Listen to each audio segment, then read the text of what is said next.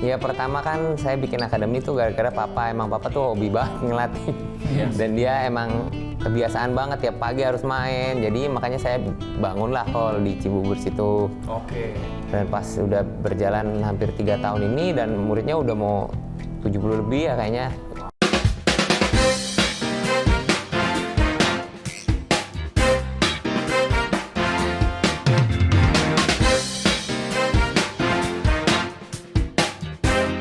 Halo teman kami, balik lagi sama kita. Kami berdiri Koalisi Anak Muda Indonesia berani jadi menteri di sesi kami mencari calon menteri. Oke, jadi hari ini, ini sih tamunya spesial banget. Gue yakin banget nggak ada yang nggak tahu gitu ya. Ini anak muda penuh prestasi, prestasinya mendunia dan bertahan sampai 5 tahun berturut-turut. Siapa lagi kalau bukan Bang Markus Gideon. Panggilannya apa? Kosinyo ya? Panggilan Iya. akrabnya ya? Oke. Biasanya. Boleh dong Kosinyo, sharing dong. Siapa sih seorang Markus Gideon ini? Ya saya sih main bulu tangkis ya dari kecil. Dari kecil emang udah impiannya mau jadi pemain top dunia, ranking 1 dunia. Dari umur 8 kita udah latihan ya. Dan umur 12-13 tuh udah full time latihan tiap hari, kadang pagi sore. Ya sekolahnya jadi di kesampingan lah, nomor 2 lah. Oke. Apa yang jadi inspirasi Kosinyo waktu itu? Kenapa mau jadi pemain bulu tangkis? Orang tua kah? Atau emang ngeliat figur siapa gitu? Ya dulu pertama orang tua kan, papa juga pelatih. Dia Oke. juga ngarahin ke situ dan kebetulan saya juga suka di bulu tangkis itu. Dan akhirnya pas terjun, lihat banyak figur yang pemain-pemain dulu yang jago-jago lah, jadi termotivasi untuk pengen jadi seperti mereka sih. Iya. Berarti pertama kali jadi juara dunia umur berapa ya? Sekarang 34 ya? Jadi ranking 1 dunia, juara dunia belum. Oh, dari 1 dunia betul? Ranking 1 dunia umur 26. 26 juara ranking dunia. 26 tahun ya? Iya. Bareng sama partnernya ya? Iya, Apa kan main partner? ganda. Minions ya? Minions ya, luar biasa. Ini kalau main nih, berdua nih udah kayak speednya cepet banget, keren banget. Oke, Kosinyo, kalau bicara tadi ya historinya ya, Kosinyo udah dari 8 tahun, dari usia 8 tahun pengen jadi pemain top dunia dan alhamdulillah tercapai. Kalau kita ngelihat nih, kita reflect nih ya, anak-anak muda zaman sekarang itu masih banyak yang mereka bahkan udah di umur 20-an, 25-an tuh masih belum tahu mau ngapain Kosinyo. Nah gimana menurut Kosinyo, gimana caranya biar anak-anak tuh dari sejak dini, dari muda tuh dia udah punya visi, dia udah punya goals dalam hidupnya Kosinyo? Ya menurut saya pribadi ya, anak kecil emang semua masih ababil lah, mikirnya kan semuanya pengen dikerjain dan ya sebagai orang tua harus ada peran untuk mengarahkan juga sih. Maksa kan nggak boleh kan, tapi sebisa mungkin ya diarahkan kira-kira cocok mana dan suka kemana. Yes. Tapi ya tiap kali dilakuin buat lakuin sesuatu buat hidup, buat for living, pasti kan nggak segampang yang kayak buat hobi ya. Kayak kita main badminton buat jadi kayak kerjaan. Orang pikir main badminton enak ya, tiap hari main badminton, latihan-latihan, ketawa-ketawa.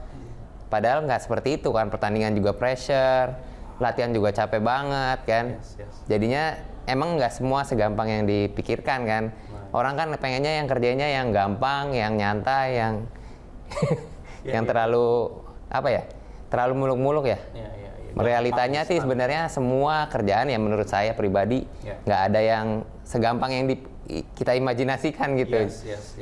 Jadi ya segala sesuatu yang dilakuin ya harus dengan maksimal, dan di tengah jalan pasti ketemu banyak hambatan lah. Dan harus tetap berjuang, coba lagi kan. Pasti kan gagalnya, saya pun kalahnya lebih banyak daripada menangnya. Wow, ini yang nggak semua orang tahu nih. Kalahnya lebih banyak daripada menang. Iya, orang taunya cuma menang doang. Tapi kan jalan ke menang kan susah ya. Yes. Dan pasti lakuinnya kalahnya, udah berapa kali mau down, berapa kali mau berhenti juga. Nah, itu bagus banget. Jalan untuk menang tuh susah, itu quotes bagus banget. Kosinyo, gini, pertanyaan berikutnya adalah gimana rasanya menjadi seorang anak muda pada saat itu yang bener-bener ditonton sama ratusan juta mungkin ya mata masyarakat Indonesia, dan semuanya tuh naruh harapan gitu ke seorang Markus Gideon tuh, gimana rasanya waktu itu Kosinyo? Ya pertama ada seneng dan ada beban juga ya. Iya. Kita kan jadi ekspektasi orang tuh harus menang gitu, apalagi pas udah ranking 1 dunia. Mereka pikirnya tiap kita tanding tuh harus juara. Giran kalau kalah kan nanti ada yang salah lah, dibully lah, apalah. Iya. Tapi kan nggak segampang itu ya. Kita kan main pertandingan tiap minggu ada pertandingan lagi, habis juara besok start lagi dari awal kan. Tetap aja musuhnya juga nggak gampang, jadi nggak segampang itu menang konsisten dengan menangnya itu. Iya, iya. Kalau ngomongin kan kalau Cousinho kan ganda ya, ganda putra. Itu komunikasi gimana sama partnernya Cousinho? Maksudnya kalau sendiri kan kita kontrol diri kita sendiri ya, kiri kanan hajar sana hajar sini mau smash mau apa. Tapi kalau ganda ini kan berdua, itu ngebangun komunikasi gimana kok?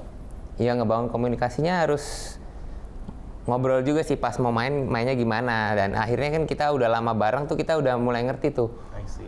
masuknya di mana. Soalnya kan ganda nggak gampang kayak tunggal juga, maksudnya bukan gampang ya, nggak main sendiri. Kalau tunggal kan emang dia fokus sendiri, kalah sendiri, menang sendiri kan. Kalau ganda kan kalau satu lagi nggak enak, yang satunya enak, kalau kalah ya tetap kalah, dua-duanya kalah. Mainnya lagi jelek, satunya bagus, harus gimana caranya biar menyesuaikan biar dua-duanya tuh bagus gitu.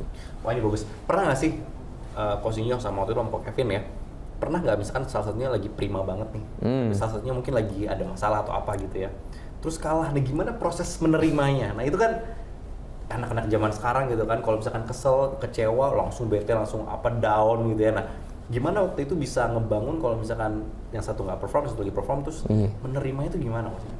Ya emang nggak segampang itu ya, susah kan. Kita ya semua orang pengen menang, apalagi kita udah jauh-jauh ke Eropa misalkan, mau fight di sana, taunya pas main hasilnya nggak sesuai ekspektasi gitu. Pengennya mainnya bagus gini-gini, pas di jalan, aduh gini mati, yang di otak sama yang di tangan nggak bisa sinkron. Wow. Tapi ya emang harus ada komunikasi, dan pasti kesel banget kalau mainnya tuh lagi nggak enak kan.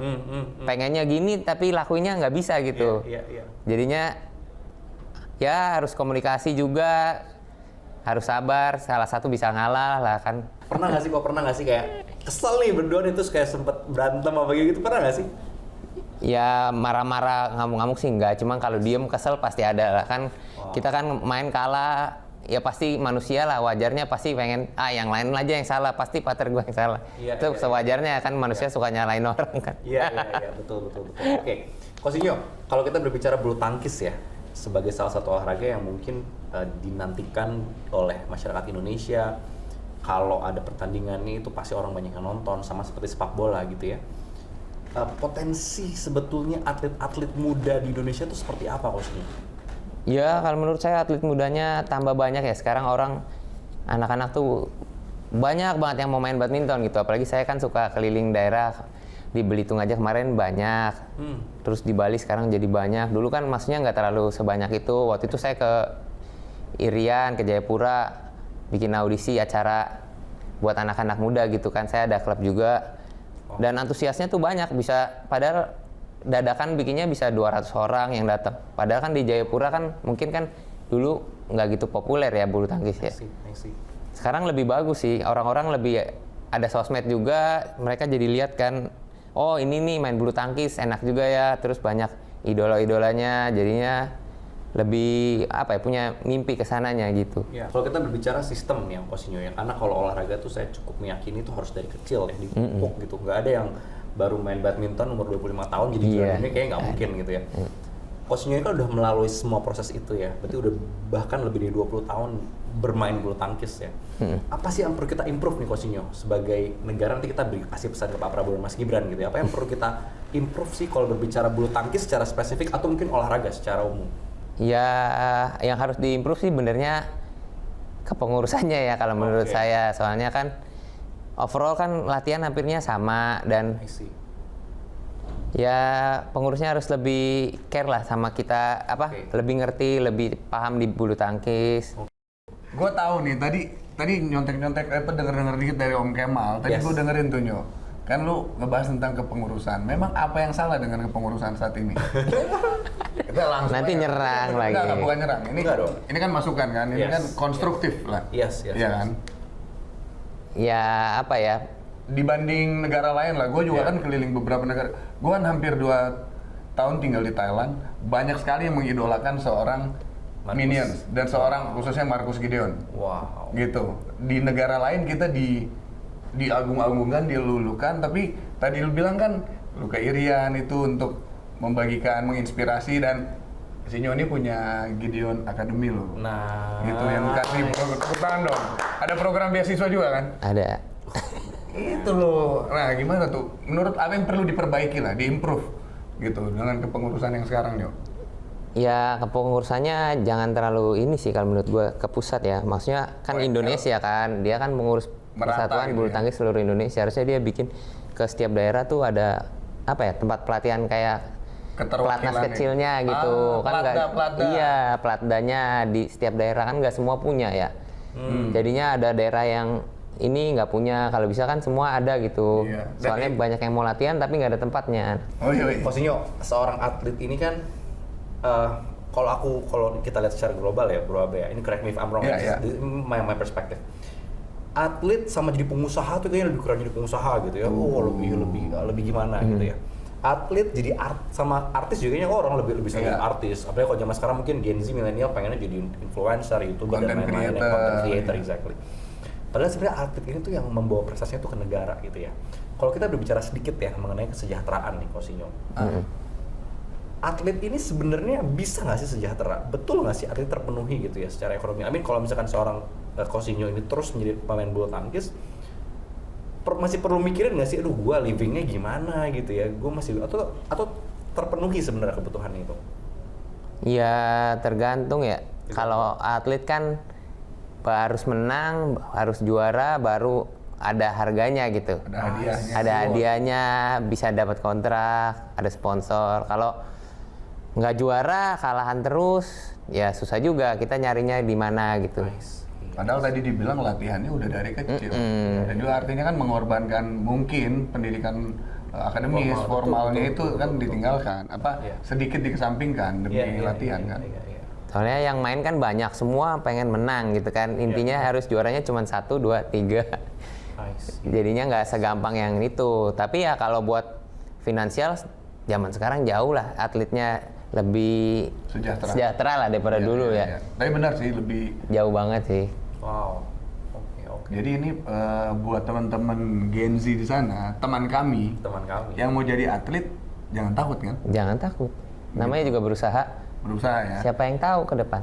Wih, siapa yang tahu ke depan seorang Marcus Gideon yang dari kecil latihan, sekarang udah punya lebih dari 70 anak yang dibina juga ya di akademinya ya. Oh, boleh dong ceritain dong. Boleh cerita sedikit itu tuh. Kosinyo. Akademinya kenapa dibangun, sudah berapa lama? Nama akademinya. Nama di-spill akademinya, dulu. mendidik berapa banyak? Tadi hampir 70 orang itu.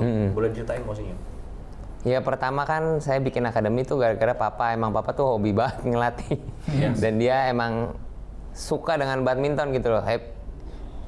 Kebiasaan banget tiap pagi harus main. Jadi makanya saya bangunlah hall di Cibubur situ. Oke. Dan akhirnya papa tuh ngumpulin anak-anak. Wah, jadi ngelatih, jadi terus banyak kan yang latihan.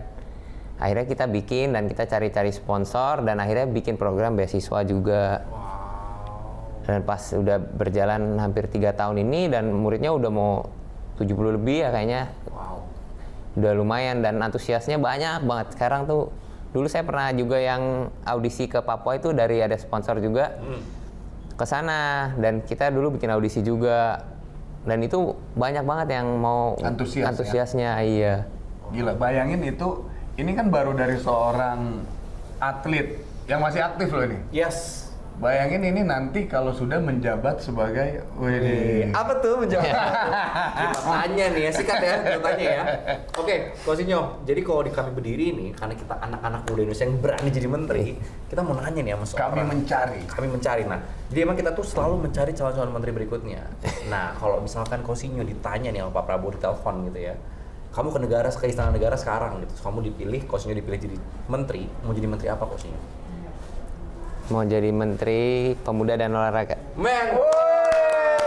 Kita punya Menpora. Wah, tapi kalau Menporanya Kosinyo sih Pecah sih. Ya kan? Oke, sekarang terakhir satu gagasan pertama yang akan disampaikan kepada Pak Presiden. Pak Presiden, saya jadi Menpora, saya mau lakuin ini. Apa Kosinyo? Wah, ini gokil. Ya saya sih pengen bikin satu tempat naungan di setiap daerah untuk pemuda-pemuda untuk coba buat menggapai mimpi mereka masing-masing. Jadi ada kreatif ministry buat anak-anak muda sih. Jadinya mereka kan sekarang kan kayak tadi di bawah juga bilang bingung pilih mau kuliah apa, masih nggak ngerti kan. Nah ini kita bantu buat menjuruskan gitu. Mereka mau kemana gitu. Jadinya dari awal emang udah start mau jadi atlet kah? Jadi atlet. Mau jadi dokter, fokus dari kecil emang mau jadi dokter gitu. Jadi udah ada tujuannya dan nggak kemana-mana pikirannya biar lebih satu tujuannya. Biasanya kalau lebih fokus hasilnya akan lebih baik ya. Lebih maksimal. Yes. Jadi peminatannya sudah ditentukan dari si Kecil. kreatif. Sejak dini. Iya. Oke. Cocok kayaknya nih Kemal. Langsung lah ya kita kondisikan Langsung kita kondisikan. Promosikan langsung. Sebentar, saya dapat telepon. Coba boleh tolong tim staf kepresidenan boleh masuk? Asik. Oh masih di jalan katanya. Oh, masih di jalan. Oke, thank you banget. Thank you.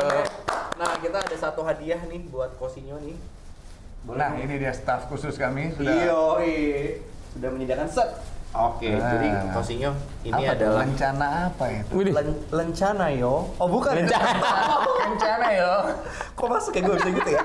Jadi ini lencana menteri nih Cosinyo nih. Jadi nggak semua punya ini, tapi Kopi udah punya banyak dia. Jadi ini kaos kecintaan kita, kebanggaan kita yang kita berikan. Nah sekarang ada permainannya. Jadi abis kita kasih ini, kita buka dulu bareng-bareng di belakang. Iya. Nah, jadi ini kalau misalkan match ya, bener-bener yang diinginkan sesuai sama kaosnya, kemungkinan 90% jadi menteri langsung. Udah. Gitu bro. Kita doakan ya. Mantap kali. Siap ya? Kita doakan ya. Siap, posisi Siap. kita buka bareng-bareng ya. 1, Dua. 2. Oh iya bener. 1, 2. Dua. 2. Emang dia ada menjalan-jalan juga. Iya. Dan Kan sebenarnya tadi udah keliling-keliling. Kreatif. Tadi juga. nyebutnya kreatif loh. Itu dia. Nah, Cosinyo coba dong boleh dibacain dong. Saya nggak takut kalau diminta untuk jadi calon menteri Parekraf Kabinet Prabowo Gibran. Thank you. Terima kasih banyak Ko Abed, thank you so much. Thank Bang you. Men, thank you banget Cosinyo. Thank you Kita banget. doakan ya. Doakan. Yang tadi dibacain tuh ya. Kita Yes. doakan jadi ya. Amin. Terima kasih banyak teman-teman semua. Stay tune di podcast kami mencari ya, bareng sama Bro Abe. Jangan lupa jangan kemana-mana buat yang teman-teman yang mau follow Instagram kita, TikTok kita bisa di @kamiberdiri. Dan kalau yang mau join Kami Berdiri bisa dicek kamiberdiri.com. Wih, Sebentar, ada satu pesan sponsor di Bro Abe. Tanggal 14 Juli ada apa Bro? Tanggal 14 Februari buat kalian semua teman kami, jangan lupa bangun pagi, datang ke TPS. Kalau nggak tahu tempat TPS-nya di mana, tanya kakaknya, tanya adiknya, atau tanya Pak RT-nya. Datang ke sana dan coblos sesuai dengan hati nurani kalian. Kalau gue sih coblosnya nomor 2. Kalau kita semua nomor 2.